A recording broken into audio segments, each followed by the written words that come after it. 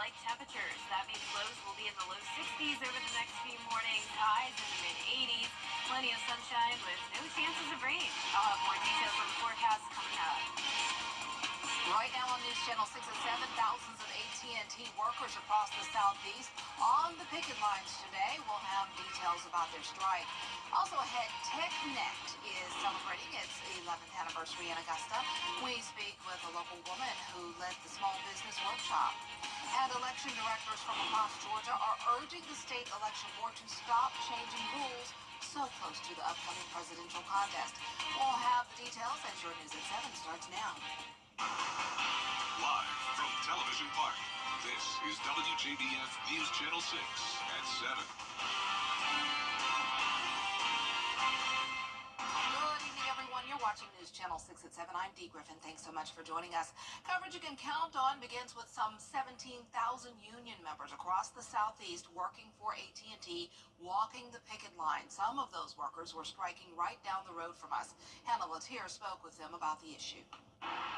Communications Workers of America union members have been gathering at multiple AT&T locations in the CSRA to strike as they struggle to negotiate a new union contract with the company.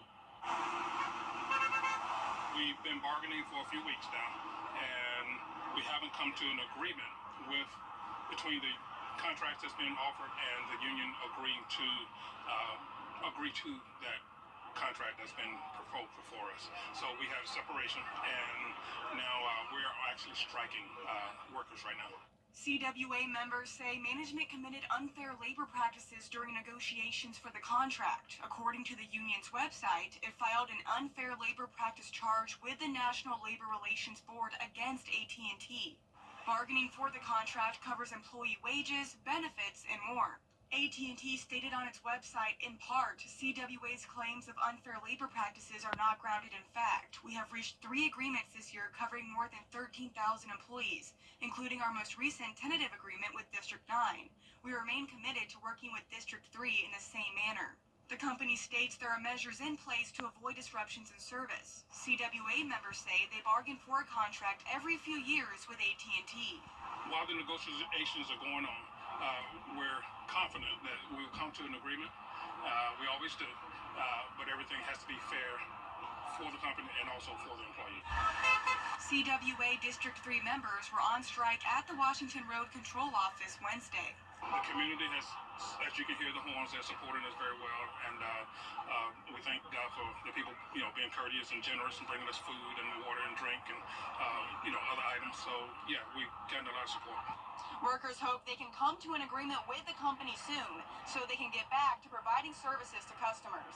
In Martinez, Hannah Latier, WJBF News Channel 6. Time now for a first look at our weather, and we're going to turn to Chief Meteorologist Jenna Petracci. It was a beautiful day and a beautiful evening. Yeah, really nice outside. Just some clouds, but definitely no rain. Here's a look at our Augusta Regional Airport Terry Lambert Hyundai Skyview cam. It's a little bit breezy as well.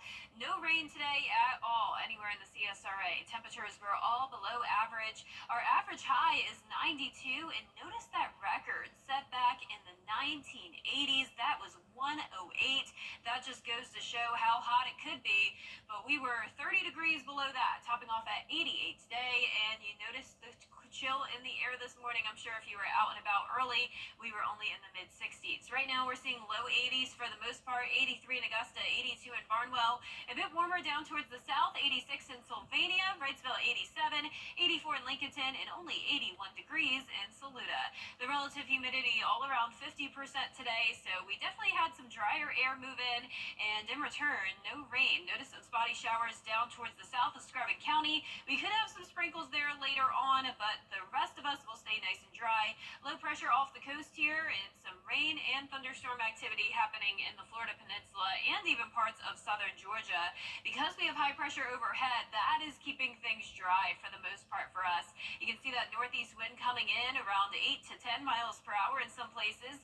It will be breezy over the next few days, along with that cooler air settling in, low of around 63 by 7 a.m. tomorrow morning, and highs will stay in the mid-80s. Now, coming up, I'll have a look at that full 10-day forecast, so stay with us, but back to you, Dee. All right, thanks so much. We'll see you then.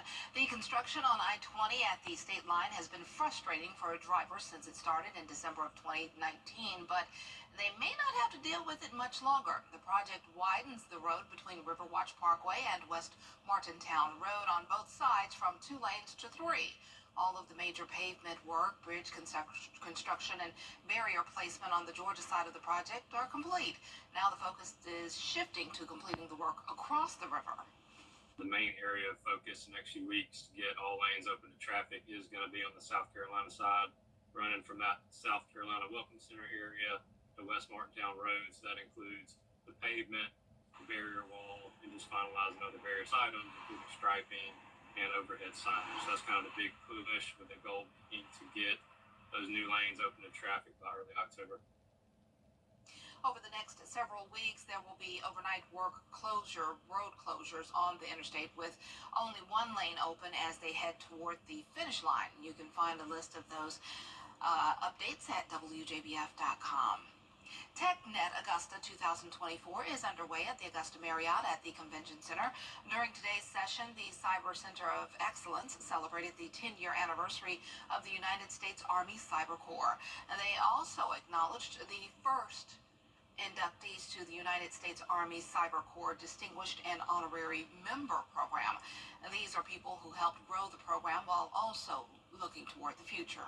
Folks that we recognize today were just a couple of the individuals that had big ideas and knew how to take the big ideas, find other partners, and bring them to fruition.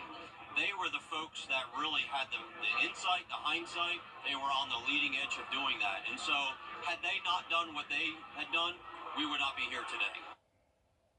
There were 10 members who were inducted into the program. One Augusta native is making her impact on a global scale while also redefining leadership as the CEO of a small business in cyber tech.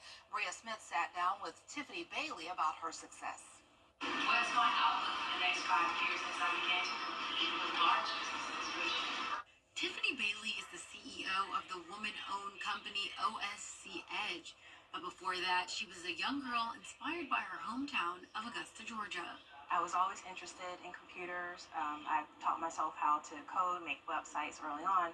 But as I progressed in my career, I took a different direction in communication. And my main focus was in technical communication.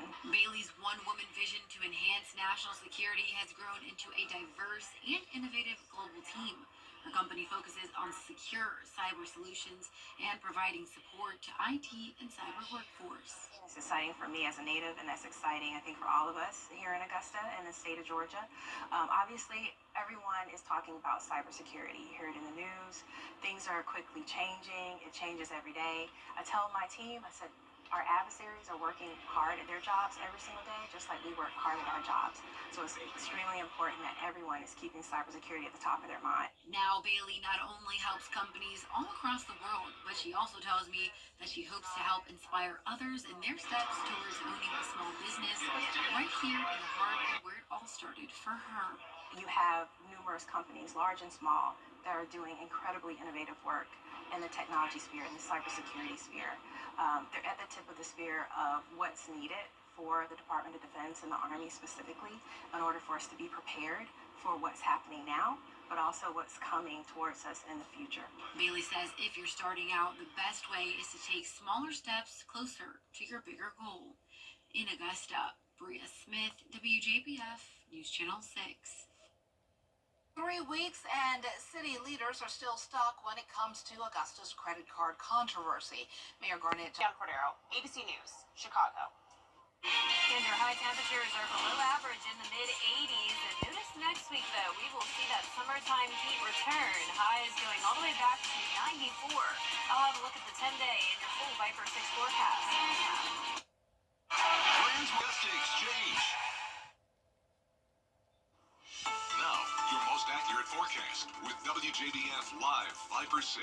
Welcome back. Well, it's been a nice dry Wednesday, but some of our southern line counties are going to get a few showers, and that'll start shortly and continue into the next few hours. Here's a closer look down at Emmanuel County. Outside of Stillmore, we have some light rain moving in. Heavier downpour as well, but there's a lot of dry air in place, so it's really going to limit the rain we see. These showers really won't make it any further than around Louisville, so Augusta, Aiken, all of our northern counties staying dry and clear tonight. We had some clouds earlier, but not a cloud in the sky anymore as the sun is getting ready to set. Here's a look at our Terry Lambert Hyundai Skyview cam from Augusta Marriott. 83, only feeling like 84. Not bad at all. Dew point of 63, humidity around 50%, and we have an east-northeast wind coming in at 8 miles per hour. Upper 70s already in McCormick. Just had an update here. Now at 80 degrees in Aiken, 82 to the south in Barnwell, 85 in Sylvania, 84 in Swainsboro, and 80 up in Washington. We have low pressure off the coast with a stationary front in Florida. Notice much of the Florida Peninsula dealing with rain, but for most of the southeast, we have high pressure in control, keeping things dry, and you can definitely notice the drier air when it comes to those dew points. Down to 61 in the upstate. Still those low to mid 70s though towards the south. That's where there's the higher chance of rain over the next couple of days. But around Augusta, dew points falling into the mid 50s tomorrow, so certainly no rain in any of our metro areas up towards the north. Dew points will rise though over the next few days, eventually close to that 70-degree mark next week. Winds are also going to be picking up the pace, gusts up to around 21 miles per hour for your Friday, but in the meantime, tomorrow those winds up to around 10 miles per hour.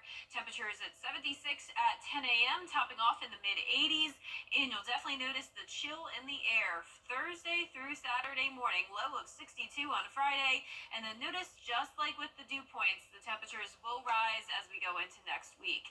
It does look like most of the southeast will actually have above average temperatures for a change from August 27th through the last day of the month, and that's when I mentioned earlier we'll start to see those mid 90s. And on top of that, it's still going to be pretty dry, so with the heat and humidity next week, we'll probably be wanting some rain to cool us off, but we really won't get much of it.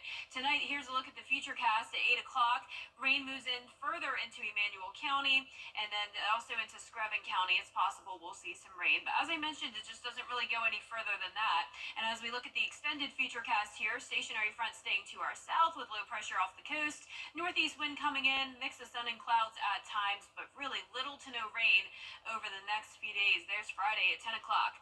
Our 10-day forecast showing the mostly sunny skies Thursday through the weekend, heating up on Sunday to 89, low 90s to start next week.